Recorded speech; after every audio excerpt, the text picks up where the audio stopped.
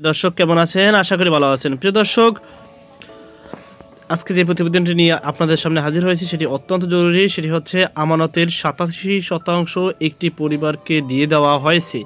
কিছু ব্যাংকে বাঁচার সম্ভাবনা ক্ষীণ, এমনটি জানিয়েছে বাংলাদেশের গভর্নর। চলুন বিস্তারিত তথ্য জেনে নিই। প্রিয় দর্শক, কেন্দ্রীয় ব্যাংকের গভর্নর আহসান এইচ মনসুর বলেছেন, আমরা চেষ্টা করছি গুড গভর্নেন্স, সুশাসন এর মাধ্যমে ব্যাংকগুলোকে বাঁচিয়ে রাখার জন্য। পুরোটা হয়তো পারবো না, সব ব্যাংকেই যে বেঁচে যাবে এমন নয়। কিছু কিছু ব্যাংকের বাঁচার সম্ভাবনা খুবই ক্ষীণ হয়ে আসছে, কারণ কোনো ব্যাংকের আমানতের 87% একটি পরিবারকে দিয়ে দেওয়া হয়েছে।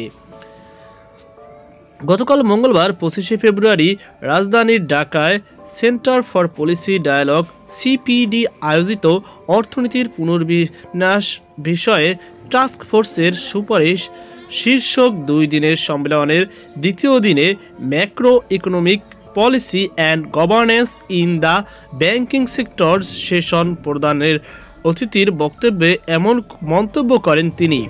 গভর্নর বলেন, এই মুহূর্তে নতুন করে ডিজিটাল ব্যাংকের অনুমোদন দেওয়ার চিন্তা করছি না, আর বদলে এমএফএসকে আত্মলেনদেন যোগ্য কিভাবে করা যায় সে চিন্তা করছি।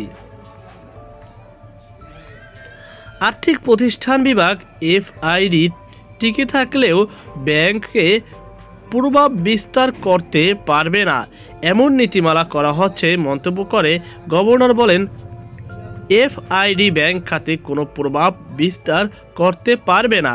তারা চাইলে বীমা কোম্পানি টেক কেয়ার করতে পারে, তবে ব্যাংক নয়। তো প্রিয় দর্শক, এই ছিল আমাদের সর্বশেষ আপডেট। এ নিয়ে আপনার কি মতামত অবশ্যই কমেন্টে জানাবেন। সকল ভালো থাকুন, আজকে পর্যন্ত আল্লাহ হাফেজ।